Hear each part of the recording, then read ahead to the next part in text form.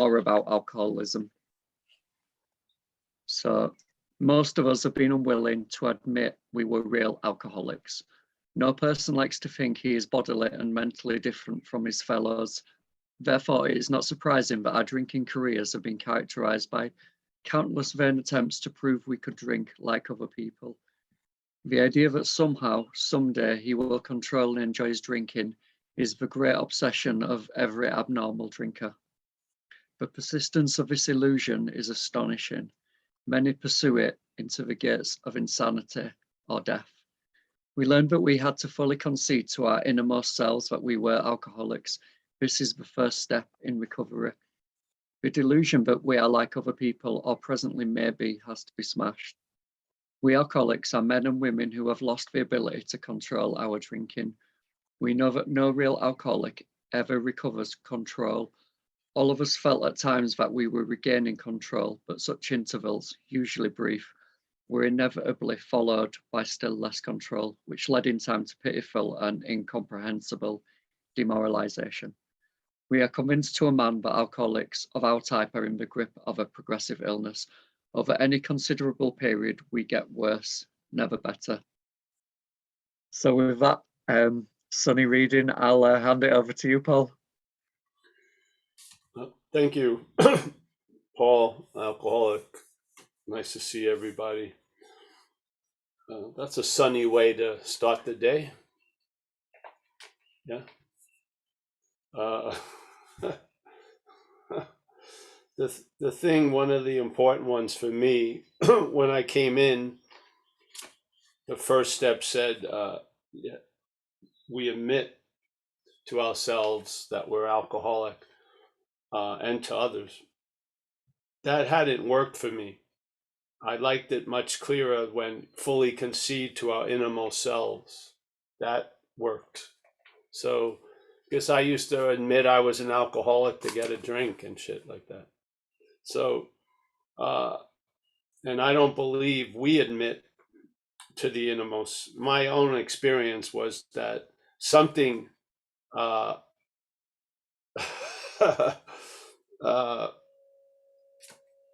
something like downloaded to the innermost self that I was screwed and that I wasn't managerial quality.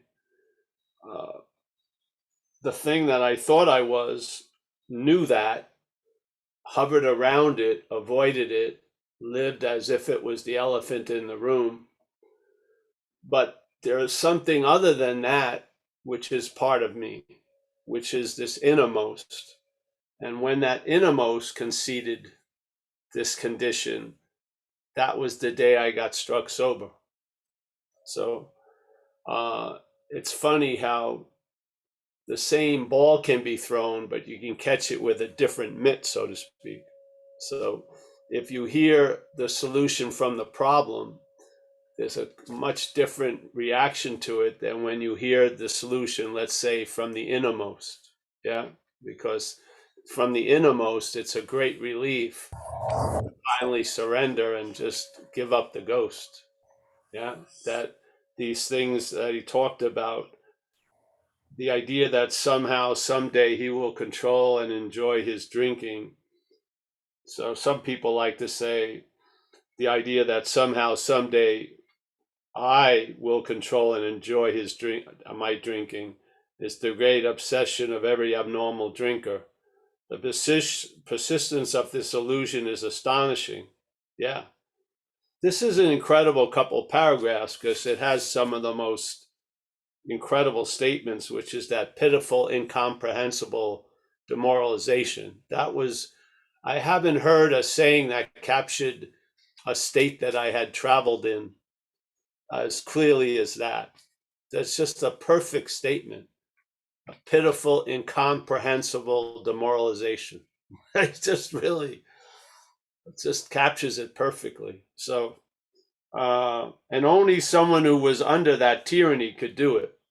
Yeah, that's the beauty of it. Yeah, a doctor couldn't write this, I don't believe, but an alcoholic or an addict could, because they have gone into the gates of hell and shit. So yes, there is a resistance to the solution because the problem talks to us as us. So the problem, when it resists the solution, it says we're resisting the solution. Yes? There's an identification with that voice. The voice says, this isn't for me. And we think it's me saying this isn't for me, but it isn't. That's the disease talking. Yeah. And of course, it doesn't want you to find a solution because the solution to it is like Armageddon. It doesn't want a solution. It wants to keep providing solutions that promote the problem. Yeah. So if that thing has been talking to you as you don't think it's talking to you when you're introduced to AA? Of course it is.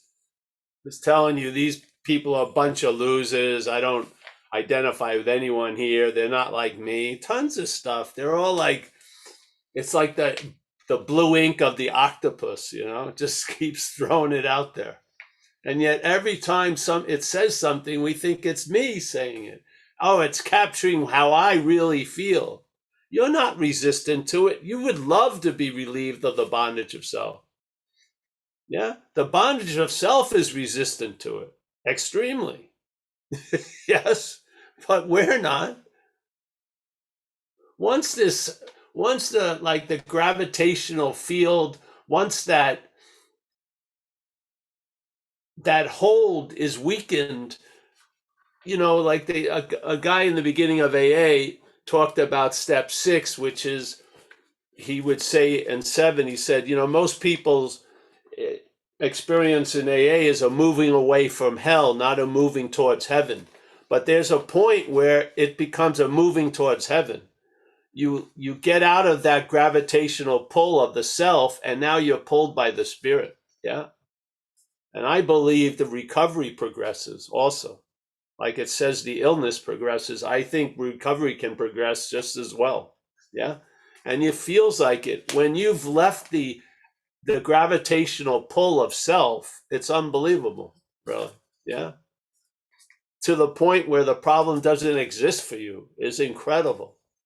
That doesn't happen in the gravitational pull of self. That happens by the gravitational pull of the higher power. Yeah, that's it. Yeah, we're getting pulled one way, and then we've introduced another power, and that power can actually have an influence on our life through the program of recovery. Like when we talk about it in the beginning, I don't believe I don't believe we recover by the 12 steps. I think we recover through the 12 steps. The higher power works through the 12 steps to promote a recovery. I don't believe the 12 steps do it, really. Yeah, just as a point. So this thing of when you break that gravitational pull and you're getting moved towards heaven, let's say, you hear the radio broadcast, but now they're not of you. Yes, you can tell the difference between what's talking to you, yeah, and what speaks through you, yeah, some other power. So I feel a lot of people here have broken through the first rings of hell, so to speak, and now you're getting pulled by the higher power.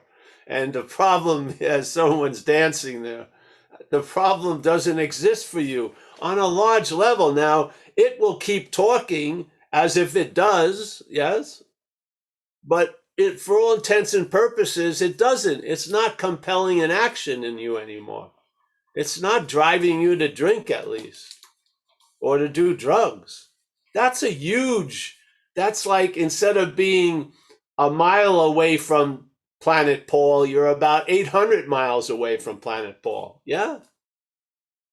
That's a huge, huge space. And what gets filled up with that space? Life can be different than I think it can. Yeah? I'm different than I think I am. They're different. Yes? Things happen. That can happen when you're up into the bondage of self. How do I say they can't happen? Have they? They haven't. Yeah. How long do you think you got to wait? Yeah. So This bondage of self delivers the real goods it wants to sell you. It doesn't deliver the goods that you're looking for. It delivers the goods it wants to sell you, for sure. And one of the big packages is incomprehensible, pitiful demoralization. That's insane. So, yeah, this is an incredible, more about alcoholism. Yeah. Doesn't say more about alcohol. It says more about alcoholism.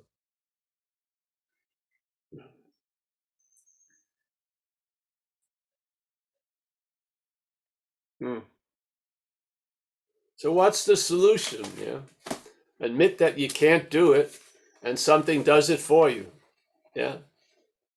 How do you open up to that influence? By practicing the program of recovery. And recovery means just that.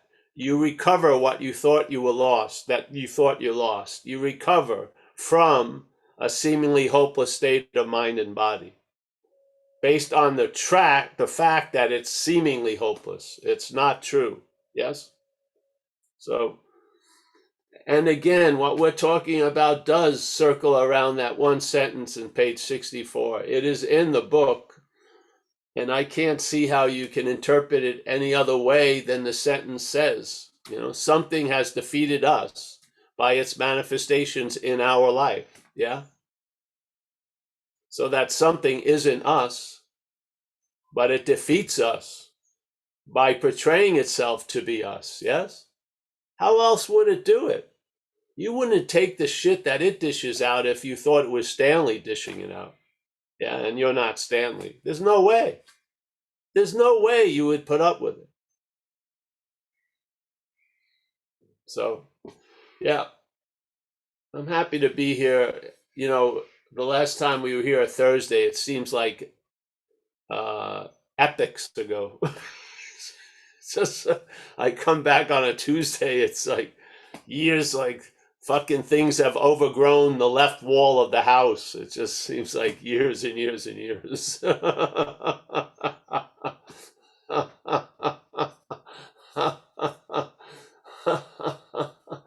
I don't mind talking about the problem from the solution. I don't like hearing someone talking about the problem from the problem for long. I just can't take it. I just can't take it, man. There is a solution, yes? Not for the problem. It's not the problem. The problem is not what applies the solution. The innermost, yes? The innermost is what applies the solution. That's where the conceding is. That's where the convincing is. Yeah. You're not going to turn the parasitical movement into a service animal. It's not going to be your companion. Yeah. It's not going to be like a cheerleader for you in life. It isn't. It has its nature. Its nature is like a snake, so don't be surprised when it bites you. Yeah. You've got to recognize its nature, really. So, hey, any shares or anything you want to ask? Any questions? This is such an incredibly 3 paragraphs. Unbelievable. You cannot believe. See, if you met any of these people that had something to do with this, none of them were as clear as this is. But something came through them. Yeah? Yeah. So, all right, thanks. Thanks, Paul. So yeah, if anyone has a question, please raise your virtual hand. I'll put a question in the chat box.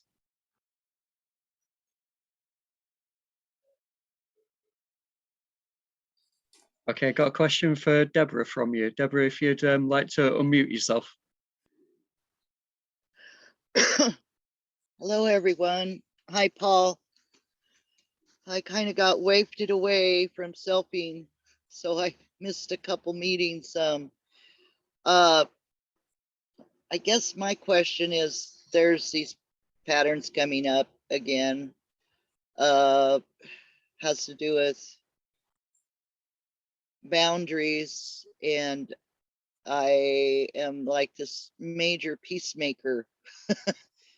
It's like an identity I just seem to grab onto, or it, whatever it comes up, and I identify with it, I guess you'd say. I'm like, I say yes to way too many things to do for people. It's almost like I've become addicted. There, it's almost like there is a addiction coming up of serving.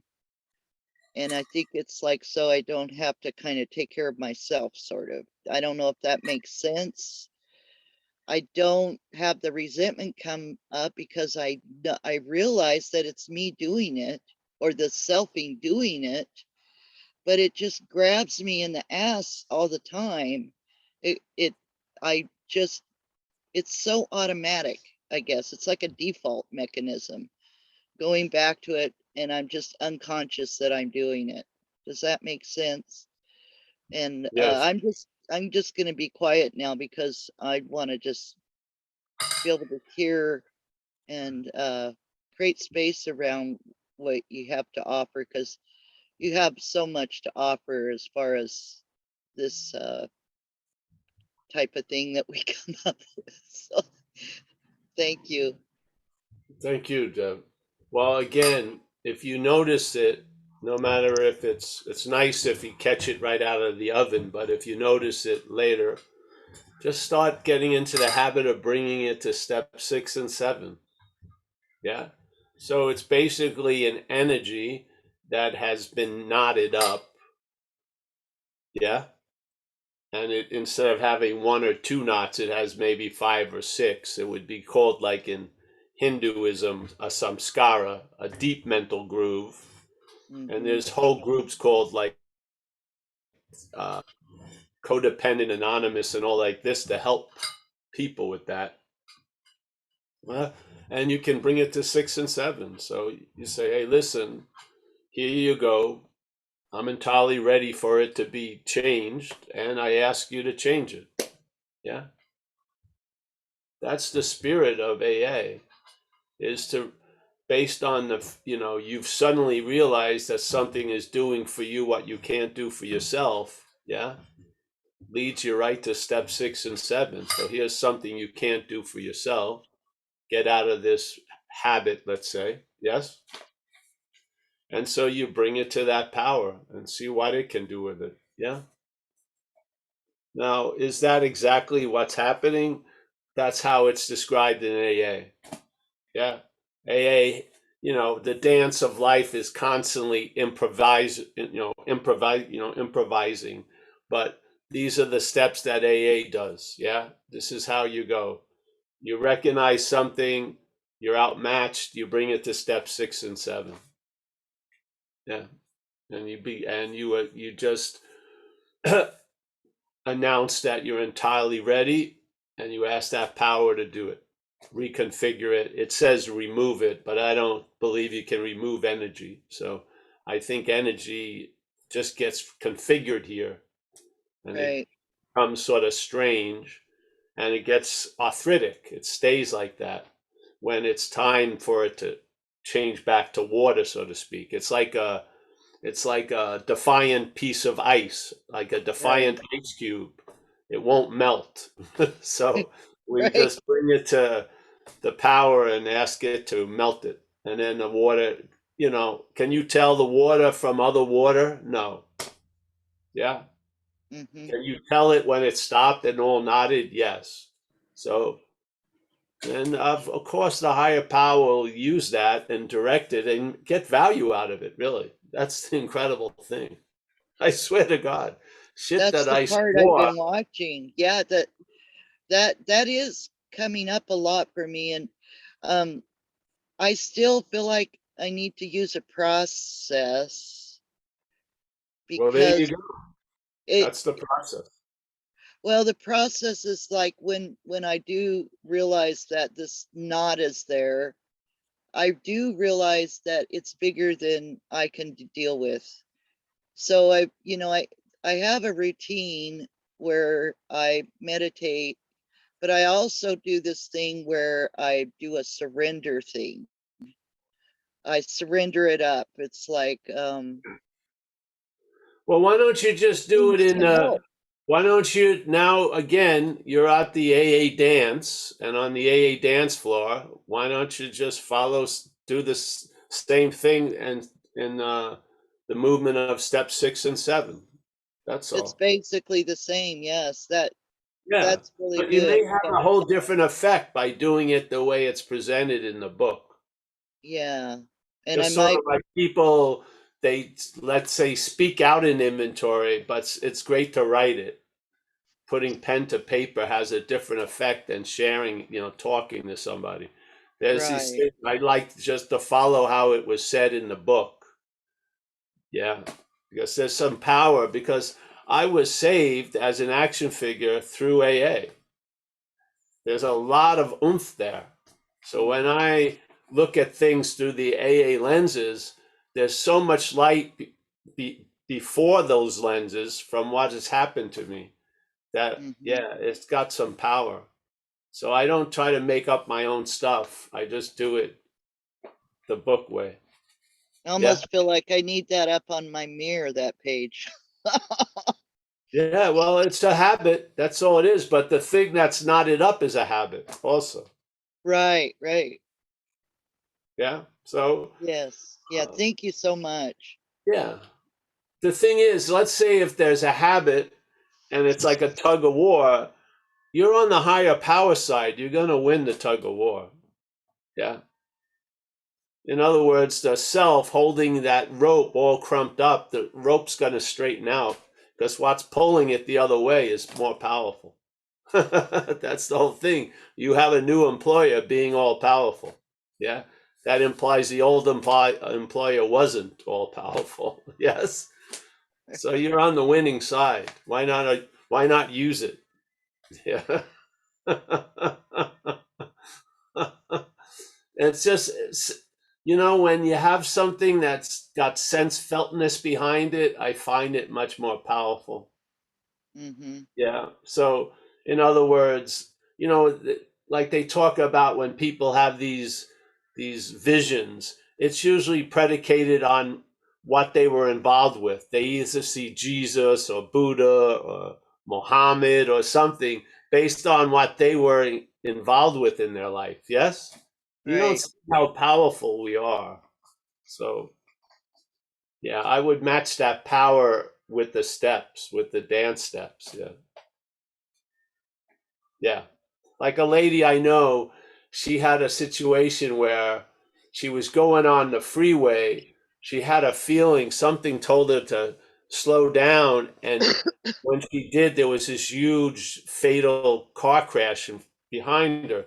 So every time she would do the third step, she would remember that event of something doing for her what she couldn't do for herself.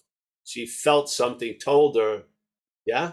So she had Right, was like right, a very pulsating nugget of juice. So she would use that was like the diving board for her to get into the spirit of the third step because it was very sense felt. Yes. So right. find Mm-hmm. those those things and come from there. The words won't mean much at all. It's that feeling. Yeah. Yeah. Yes. So Thank we you. all That's have that feeling. helpful. We all have, even though it may not be right on the top of our mind, that we were screwed. Yeah. Really screwed. And the day changed. And that night I was at an AA meeting and my life got unscrewed ever since. Yeah. Something remembers that deeply. I would say the innermost, the outermost, or the outer least may not know it, but the innermost, I totally, yeah. I mean, something knows that very deeply. That's the power you would like to call to the other power with, yeah. Yeah, and we have a song set out to talk, the call to the other power, which is called the 12 steps. That's what we do. Yeah. That's my suggestion. Thank you.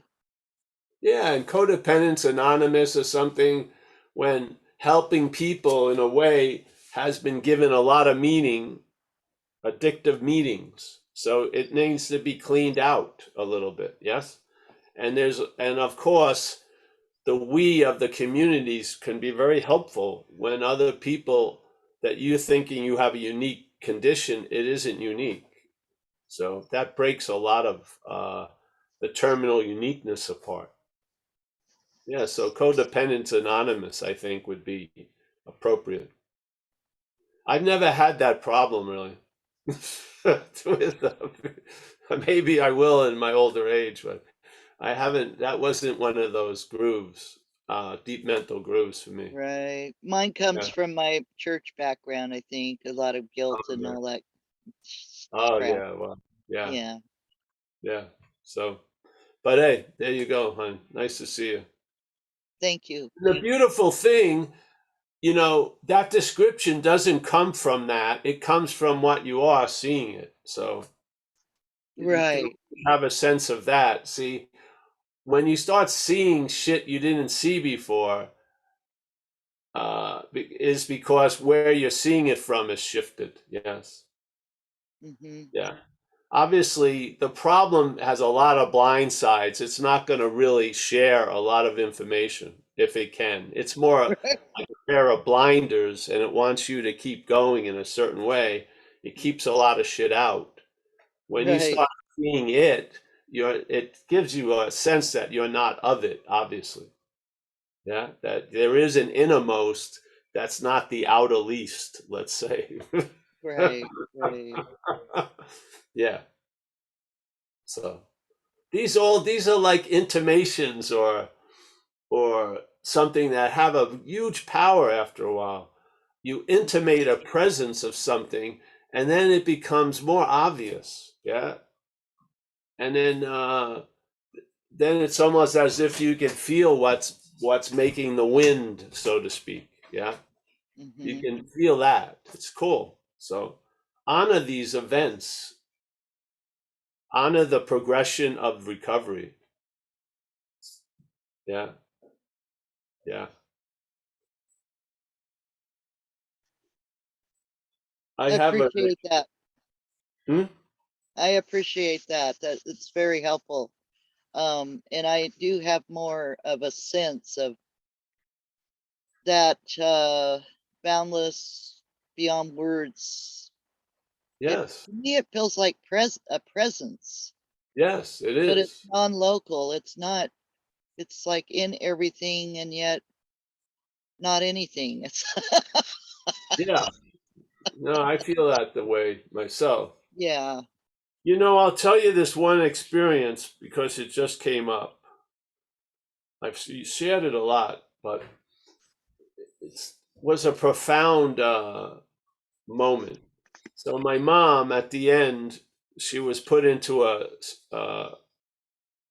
a home, yeah, senior citizen home, and her living alone had provoked a lot of fear and anxiety in her.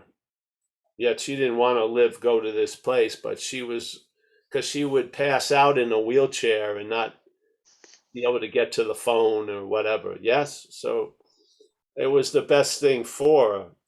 And so I would go there and visit her when I was back in New York. And so they'd bring her out in a wheelchair. She'd be wherever she was. And so I could watch her come in. And so many times I saw her. And then this one time I saw her, she was totally lit up. She was like super bright, like what I pictured my mother when I was younger as. Yeah. And then she told me that she had just gotten off the phone from her phone tree to shut ins for other older people that are shut in their houses. And that was her service, and service brought out the best in her. It was so beautiful. It had a Yeah. profound effect on me because this was an important archetype, my mother, yes? And to Right. see that the shift was so obvious. And then she explained exactly why, because she was giving it away and Yeah. therefore was having it at that moment. It was beautiful. Yeah. These things happen in our lives. your head would like to forget it, yeah, but they've made a deep impression. That's like a well you can go to. Yeah, you can go to that well and drink from it. It's very powerful. Yes, seriously, a lot of shit gets revealed to us. Yeah. And there can be a convincing. It doesn't It's have to all, be a whole lot of evidence. It could be a sudden flash, but it can be so convincing. It changes the way you see life. So, yeah, it's almost like it's always on the unexpected side, and the selfing is always expected. You know, it's like it's not a surprise or a mystery or nothing. It just pops up, and yeah, but those times where, and I think that's why it's there's so much value to it, is because it is a total, like a present that comes to you. You know, it's like, wow, that person is really, you know, or whatever, that revealing of stuff that just falls together. Also, yeah, I've noticed, and it's not me doing it, it's just happens. But you know, then the other thing is always waiting for the shoe to drop, you know, but it's all on just the same old freaking rerun, sort of, well, kind of yeah. thing. Oh, you see it. So, obviously, when would be the best time you could describe a planet after you've left it? So, yeah, Right, okay. yeah, that's what happens. When you leave it, you can describe it, you can see it better. Yeah, so, the problem does not exist for us. And the fact is, it never has and never will. It has appeared to exist as us, but in fact, the problem never existed for us. It appeared to exist as us. Yes, that's the problem. Mm-hmm. The problem is that it appears to exist as us. We're taking ourselves to be that which is talked about and pointed at and reinforced all fucking day. And you know what? Uh, you don't fit that picture. Yeah, you don't. It doesn't capture all of you. It's like an old pair of an old suit that you haven't worn in 20 years. It keeps picturing you day in and day out with that same suit. It's over. We're out. It's time to outgrow it. Yeah. Or we're in the time of outgrowing it now. So yeah, you can't lose. That's the beautiful thing. So yeah, you're in good hands now. How do you know that? Hey, just through freaking evidence of 34 years of stumbling and bumbling through life, I've been incredibly taken care of without much ability to do it on my own, really. So there you go. You can, what I mean? It's, yeah. And it's weird. You do come to expect it after a while because it's so there, but it's not like the way the head expects something, it hovers near the front door waiting for the delivery. No, you're busy doing whatever is going on, but you're right there when the deliveries occur.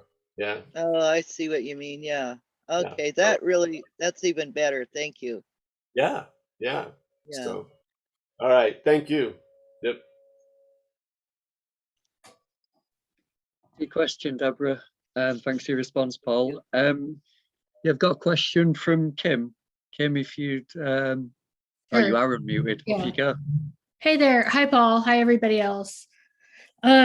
So with the concept of leaving the gravitational pull of self to being pulled by the gravity of non-self, I feel like it's a tug of war right now for me, where I just want to feel better. and I'm impatient. I want to be at peace with myself. And I know I just, and I feel like I'm being pulled. Like I'm obviously being pulled by something bigger than me, because I come to these meetings, I have a sponsor, I'm working the steps, I do pray, but I'm still also being pulled by self. Like I want to get a fix from shopping, or I think drinking children's Benadryl is going to make me feel better, which it never fucking does. And I still do this, like these like stupid little, I guess not judge it, but I'm still being pulled by self. Like I'll lie about something I don't need to lie about, or I still have an agenda in certain situations, and I see it and I'm aware of it, but yet I can't stop it. It's still happening. And I want, like, now that I can see this gravitational pull, it's like I'm being pulled in both directions. Like I want to stop being pulled in both directions. I want to do something to stop that. I want to go to more meetings, write more inventory. I just want this period to be over with, and like pick a lane, shit or get off the pot. Like, am I going to be a sober recovered person, or am I going to be a self person? And it's like, I feel like I'm just stuck in the middle. And as I'm saying this, I'm hearing this, like, trust the process. And I want to tell that to fuck off. Like, I've been trusting the process for 50 years. And I just, I just want to get there, and I want to be able to do something to get there. And I know I can't do anything to get there, but it's like, why do I have to be here for so fucking long? That's where I'm at. Well, that's where something's at. Yeah. I don't believe that's where you're at, but that's where something's at for sure. Yeah. And why not? Yeah. Who says, why wouldn't you be here? Are you so special? This is what happens. Yeah. You got a foot in one world and a foot in the other. Yeah. So you're in a new ball game with the same old announcer. Mm-hmm. Yeah. And so the old announcer's trying to call the game.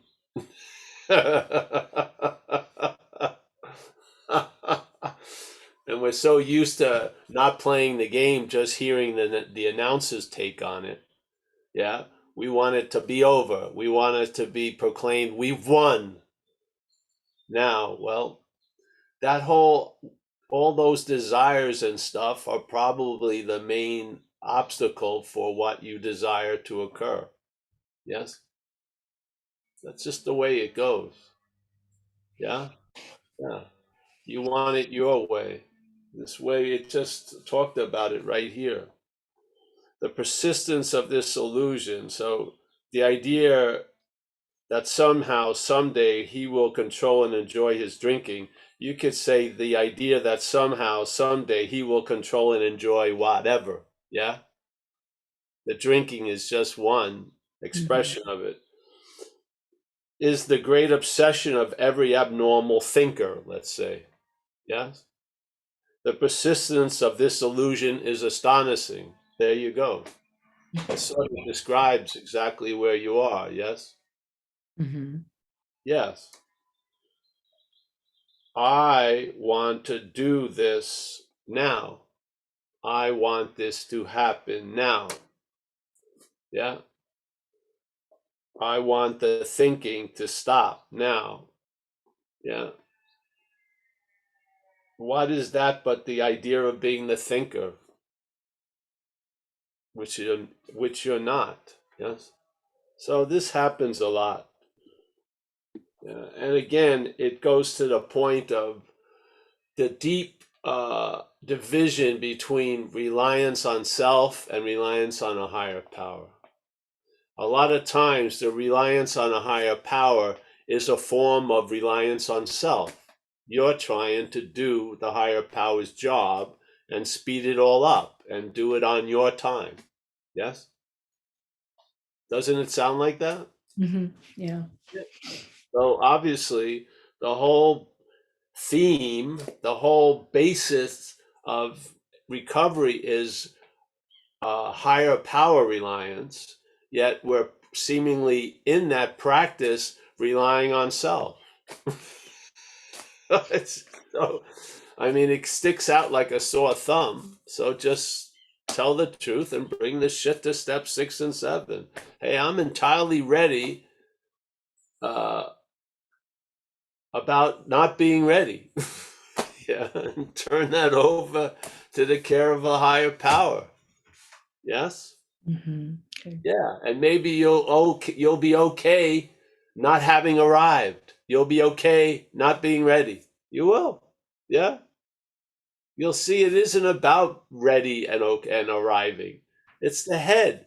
The head, it's sort of like we used to tell the story about, I'm sitting in an apartment, I'm feeling pretty good. Yeah, life's okay. I'm looking around the apartment and I realize I don't have a couch, in the apartment. And my head starts thinking, my life would be so much better with a couch. And I start resenting people who have couches who didn't tell me how great it would be to have a couch, and get suspicious about them. And I start, I got to get a couch. I'm looking at the pictures and it looks great. And I'm thinking I'm going to meet a woman and have my first child on that couch. Yeah. So it has a lot of meaning. And now I'm really going for getting the couch. And I'm thinking that's the answer. So suddenly, I work hard, I get the money, I buy the couch, and I have all these people, I put out a notice on Facebook, join me on my couch arrival party, and no one fucking RSVPs or whatever. Who gives a shit about a couch? But I'm excited. I sweep the whole area. I can't wait. The couch arrives. I usher the guys in. All right, put it right there.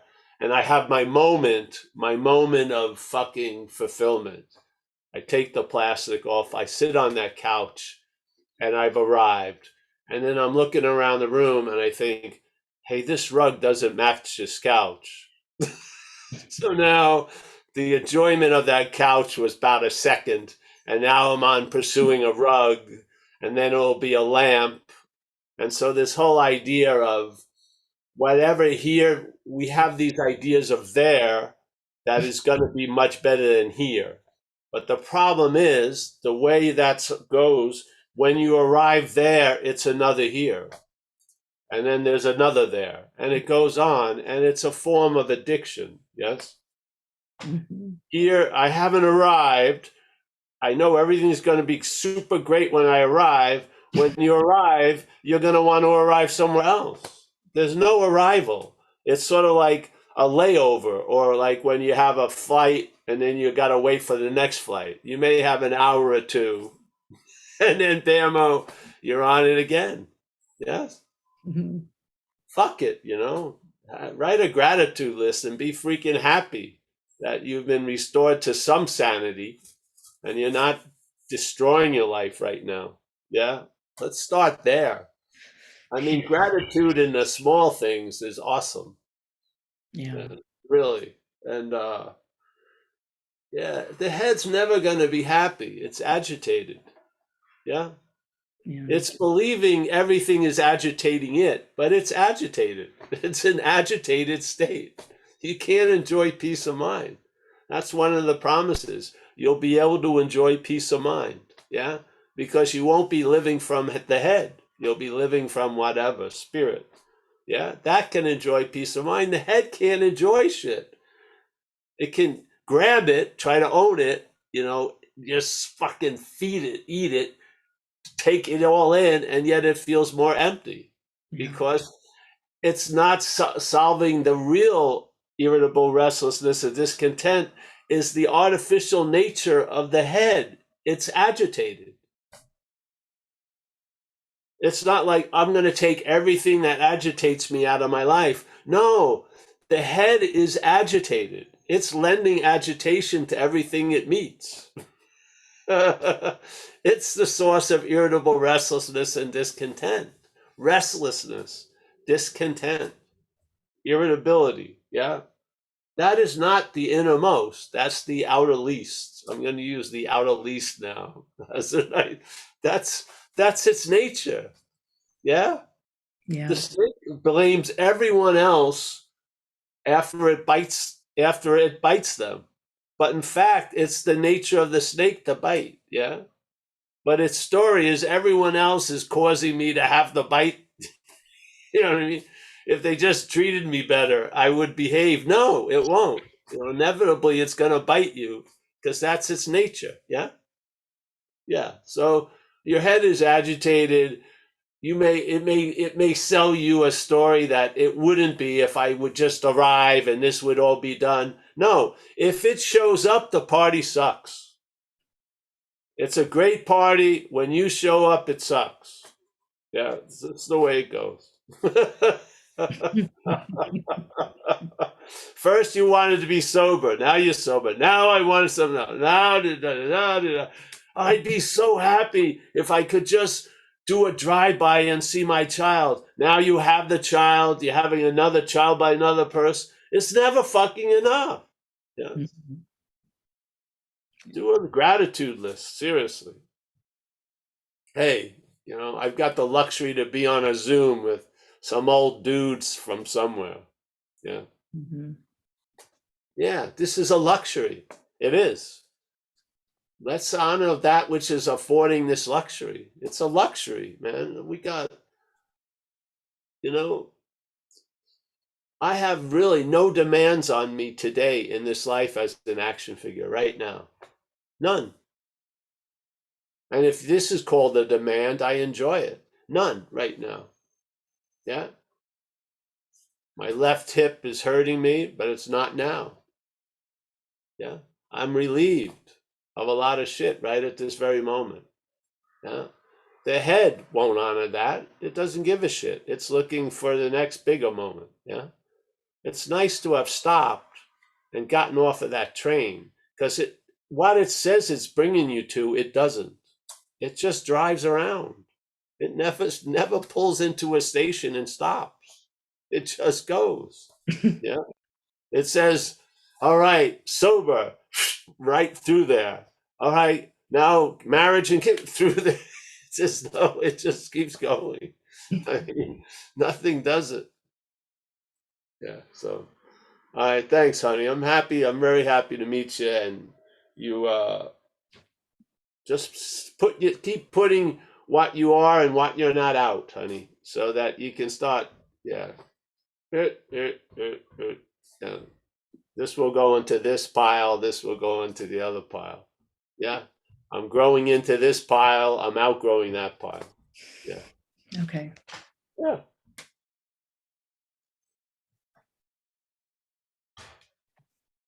Thanks for your question, Kim. It's coming at 20 past the hour, so we've got time for another question, I guess, if anyone's got one.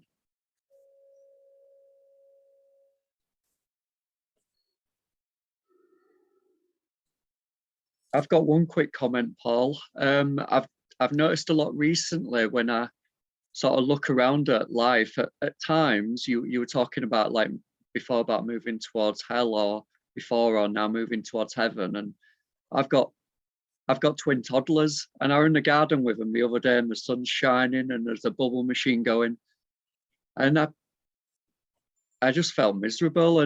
But at the same time, I realized I was like, what's the difference between what's going on now and heaven? And I thought the only difference is the way I'm thinking and feeling, because it's literally perfect.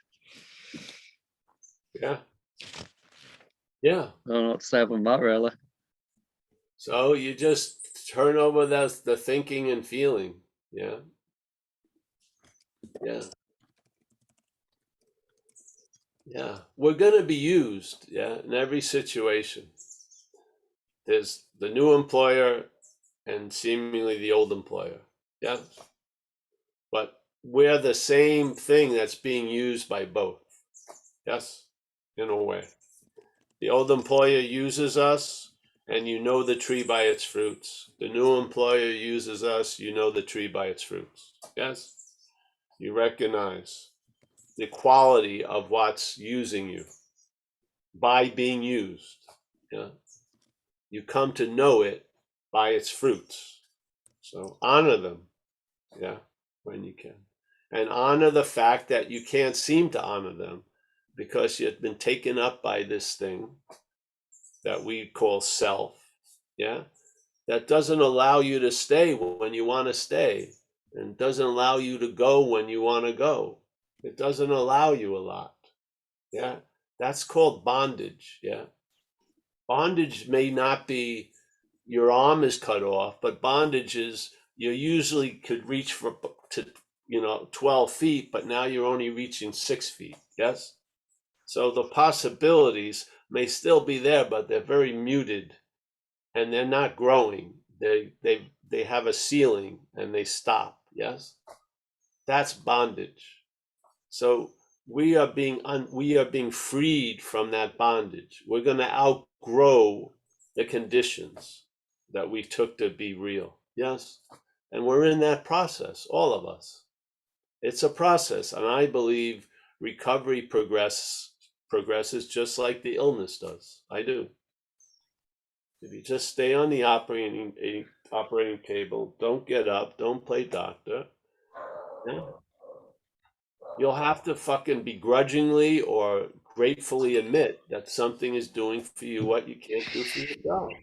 It's just that simple. I mean, it's obvious. Yeah. So, yeah. And so maybe the next time you're with your two kids and the bubbles, you'll be completely there. Completely there. Yeah. So, one event was to show you what it was like with self, and then you'll have another opportunity what it's like without self. How do we learn other than with those comparisons? So we have to get a sense sometimes of what something has taken away to really be grateful when something gives it back. Yes? Yeah, yeah. I feel that way. It's a weird way of learning, but that's how we learn in a way. Yeah. I become aware of something that's robbing, let's say, a life. And therefore, when that robbing stops, there's a great gratitude in what's being given in that life. Yeah. Yeah. Yeah. I So, find I feel so blessed with everything I've got. I feel like since I started recovery, I've just had everything handed to me on a plate. And now I want to enjoy it. It's like I've got everything, and yeah, yeah. I just want my mind to just quieten down and the heart to just accept what it's got, however that happens. Which, like you say, I guess I keep handing it over. That's a good request to the power. Yeah. Yes, that's all. And then, as Kim said, you trust the process. And then have the eyes to be grateful when it works, because the head doesn't want you to see it working. Yeah, it forgets a miracle in a half an hour. It does. Yeah, so you have to sort of get into the habit of stopping and go, wow, that's awesome. Yeah, really.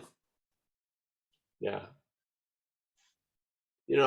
You live as if you take it for granted, but you don't. You really appreciate the change because it could be something else. I mean, there's enough of us who are still out there struggling that it's an easy example of what it could be like right now if certain conditions weren't met.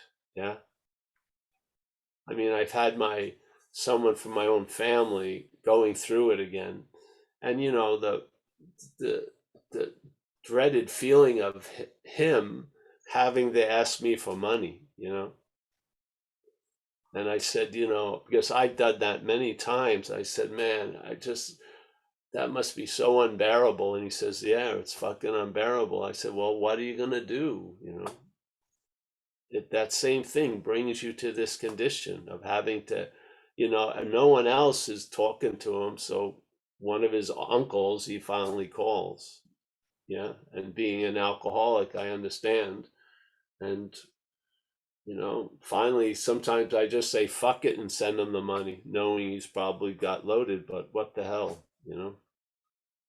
If I'm the only one he can call in a whole life that he's lived, that's insane.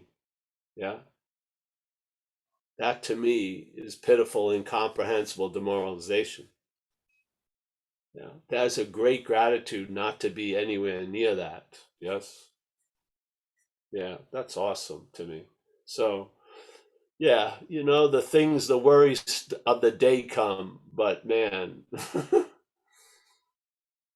it's so like what it says, what gold-plated problems and shit. Yes. Yeah.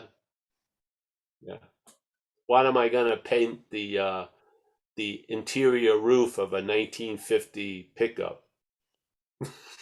That's what I'm concerned with today. I'm gonna try to make it. Should I high gloss it, bring out the rust, or paint it? Yeah. Wow. That's what I'm looking forward to. Driving to a hardware store and getting the paint and taking this thing that's older than me and trying to make it look better. Because something's done the same in my life. Yeah. Something took this life and made it better. That's pretty cool. Yeah. So thanks, Rich, for that share. And anyone else, or we'll call it a day. Yeah, there's no other questions just at the minute. But yeah, thank you. Walter says he uses Tamarite #1. What? Walter says he uses Hammerite #1. I think it's a rust prevention paint. What is it? Oh, A rust prevention paint.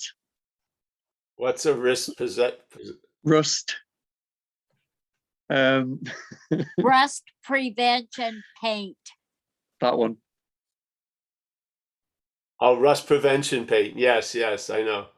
Yeah, I got a couple of ideas. Yeah. The guy who had it before glued wine cork, cork stoppers for wine bottles, like about 600 of them. I had to pull all of them off. I didn't want to have a cloud of wine cork thing hovering over my head when I'm driving. Symbolically, it just didn't work. I have to change that. Funny.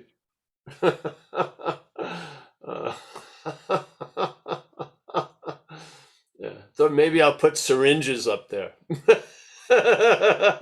Use syringes.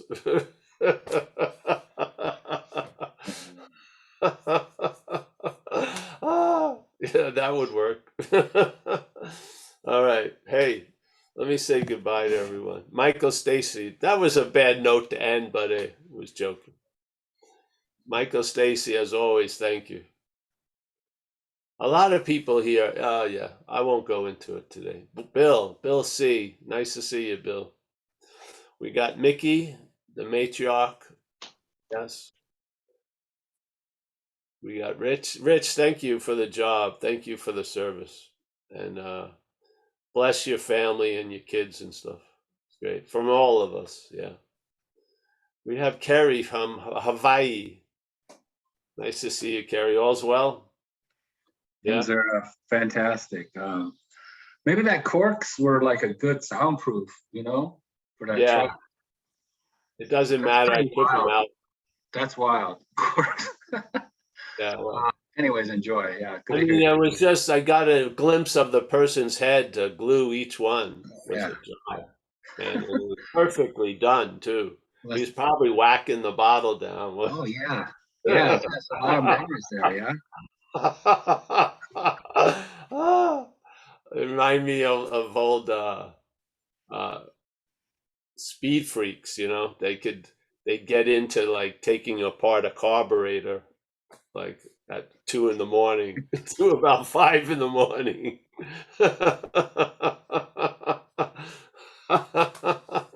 All right. So we got Tommy from Ireland. We got Bryant. Nice to see you, Bryant. Catherine, as always. We got Deborah. Thank you for your share today, Deborah. I think we got Walter. We got Karen. I saw someone with her, Zach, I think, eh? Yes, say hello to him.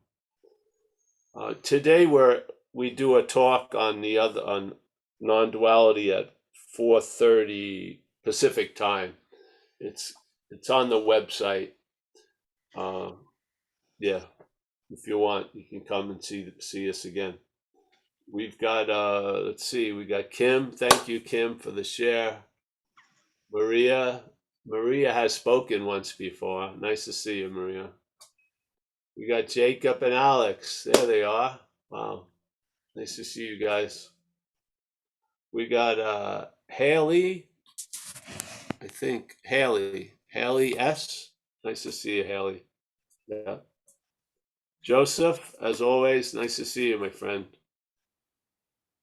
James, oh, the Lebowskis made an appearance. Oh, that's always nice to see. Yeah. Yeah. Stefan, on having never left. Nina, always. Yes. Jason from down in near San Diego.